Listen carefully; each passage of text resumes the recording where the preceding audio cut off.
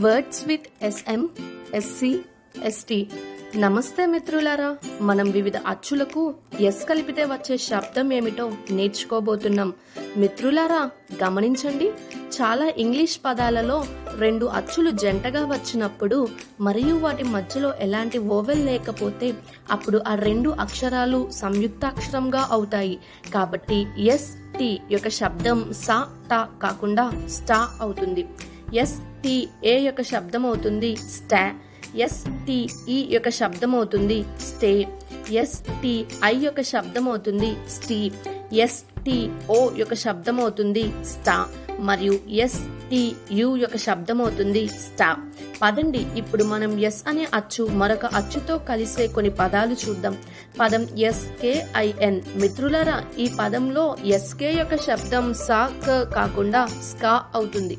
కాబట్టి ఎస్కేఐ యొక్క శబ్దం అవుతుంది స్కీ మరియు ఎస్కేఐఎన్ యొక్క ఉచ్చారణ అవుతుంది స్కిన్.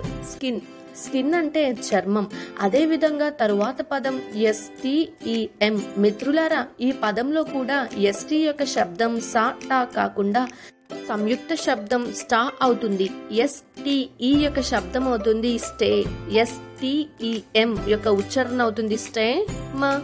స్టెమ్. స్టెమ్ అంటే మొక్క యొక్క కాండం. తరువాత పదం ఆ పదం ఎస్పిఐటి. ఈ పదంలో కూడా ఎస్పి యొక్క శబ్దం సా పా కాకుండా స్పా అవుతుంది. కాబట్టి ఎస్పిఐటి యొక్క ఉచ్చారణ అవుతుంది స్పీట్. స్పిట్. స్పిట్ అంటే ఉమ్మడం. తరువాత పదం చూద్దాం. పదం ఎస్డబ్ల్యూఐఎం.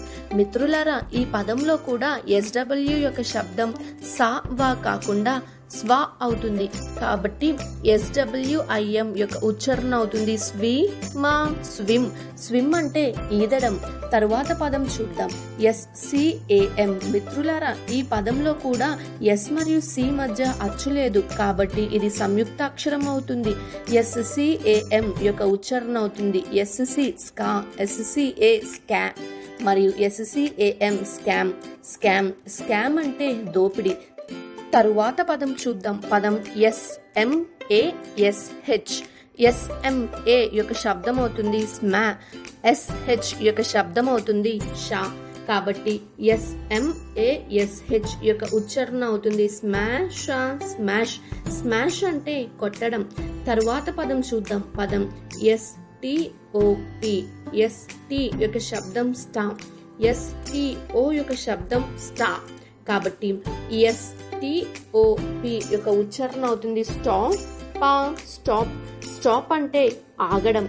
పదండి ఈ వీడియో మళ్ళీ చూద్దాం మరియు రెండు అచ్చులు జంటగా వచ్చే పదాల ఉచ్చారణ నేర్చుకుందాం.